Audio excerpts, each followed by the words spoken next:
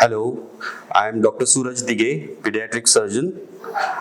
I will be discussing about hypertrophic pyloric stenosis.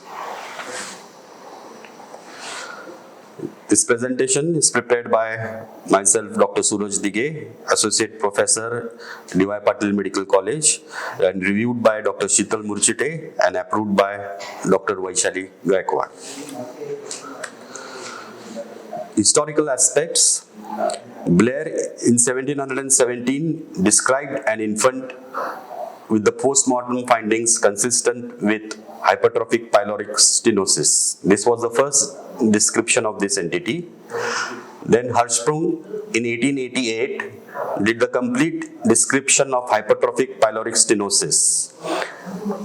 But he thought it is as a congenital entity and he named it as congenital pyloric stenosis. Actually, this is a misnomer.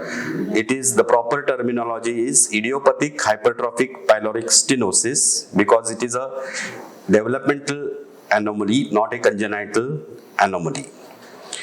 Fredette in 1908 first described the surgical correction of hypertrophic pyloric stenosis. He described the splitting the hypertrophied muscle up to the submucosa and closing the muscle transversely. Ramstad in 1912 concluded that closure of muscle is not necessary. This was an incidental conclusion when while he was operating for a pyloric stenosis, after dividing the hypertrophied muscle, the baby suddenly deteriorated and so they had to abandon the operation. But later on, the baby recovered well. So by this they concluded that only splitting the hypertrophied muscle is enough and it need not be closed transversely. So from then onwards, pyloromyotomy became the rule for treatment of pyloric stenosis. Etiology of hypertrophic pyloric stenosis. It is a multifactorial etiology, mainly genetic and environmental. Genetic is supported by the fact that it is seen in the firstborn males and it is seen commonly to occur in families. Next, immature and degenerative ganglia in the myonteric plexuses are described as one of the etiology. Absence or reduction in the intramuscular nerve supporting cells. Increased level of gastrin, lack of nitric oxide synthase.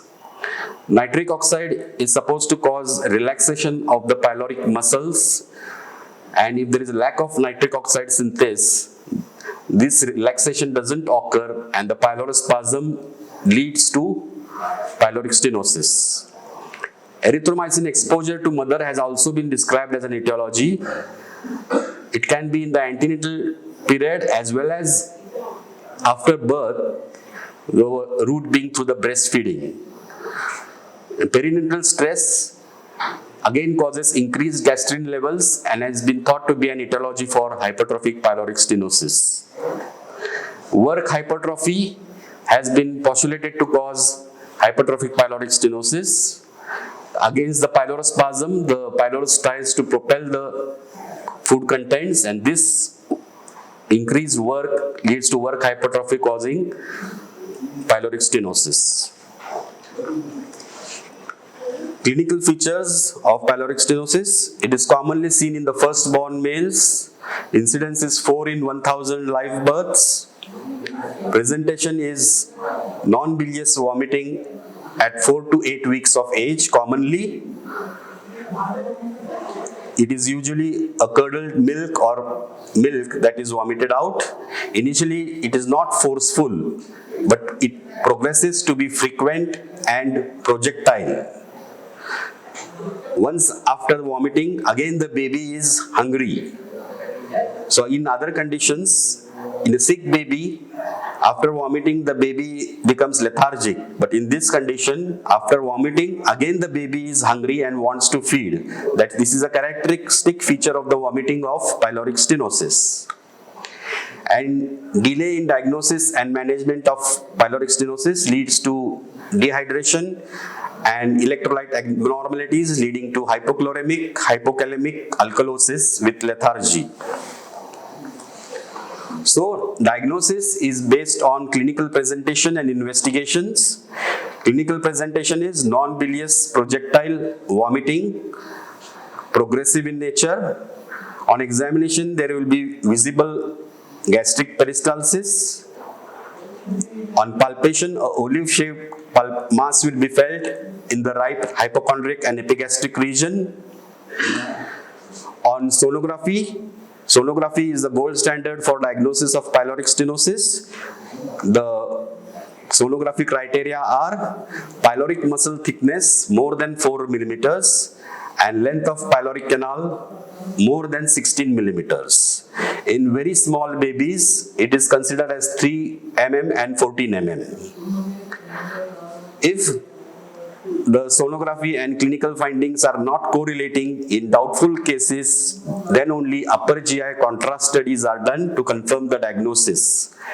In that contrast studies, if you see an elongated pyloric canal with gastric dilatation and delayed emptying of the gastric contents, it is suggestive of pyloric stenosis. In the routine biochemistry, there will be a hypochloremic, hypokalemic alkalosis in late presenting patients who are not diagnosed early and managed early.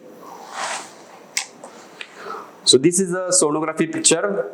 You can see that there is a dilated stomach and the hypertrophied pyloric muscle is seen and the pyloric canal is very narrowed down.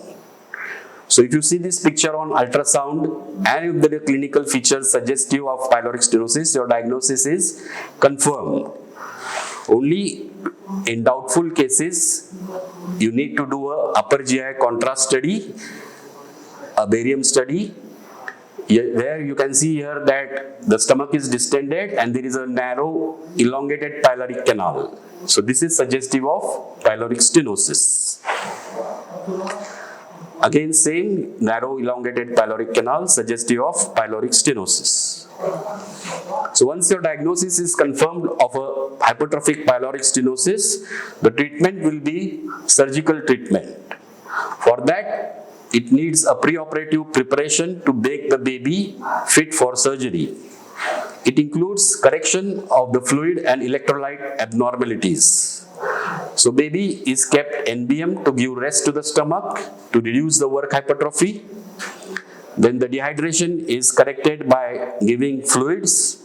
Ideal fluid will be 5% dextrose in 0.5 normal saline with 20 to 40 milliequivalents per liter of potassium chloride. So this will be the constitution of the fluid, and amount of the fluid or volume of the fluid will be 1.25 to 2 times of the normal maintenance depending on the extent of dehydration of the baby. And before surgery, stomach wash with normal saline is given to reduce the edema of the stomach. Operative procedure is a Ramsted's pyloromyotomy. It can be either an open Ramsted's pyloromyotomy or a laparoscopic procedure.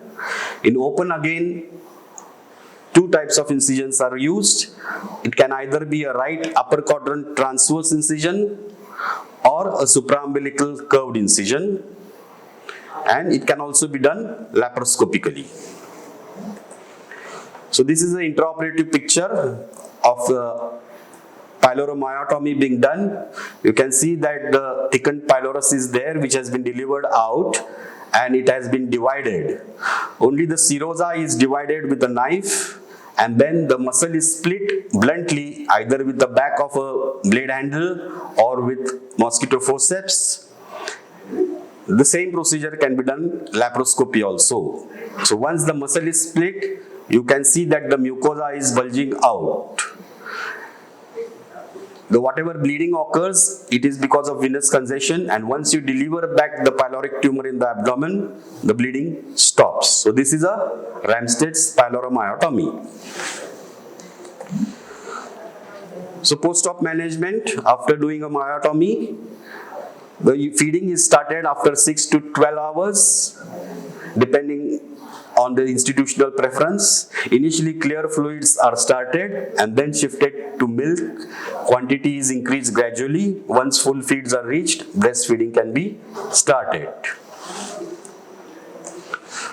Complications of pyloromyotomy. Persistent post-operative vomiting after doing a pyloromyotomy are due to either gastroesophageal reflux or incomplete myotomy. Gastroesophageal reflux usually subsides by medical management in a few days. So persistent frequent vomiting beyond 1 week is suggestive of incomplete myotomy and may require re-exploration. Usually it is incomplete on the side of the stomach. The extent of the myotomy is from the antrum to the prepyloric vein. Beyond the prepyloric vein, if you try to do myotomy, it is likely to cause duodenal perforation. So incomplete myotomy is towards the gastric side. So if there is a persistent frequent vomiting beyond 1 week, it may require re-exploration and re-pyloromyotomy. The results are very good and very rewarding for this procedure in pyloric stenosis. Thank you.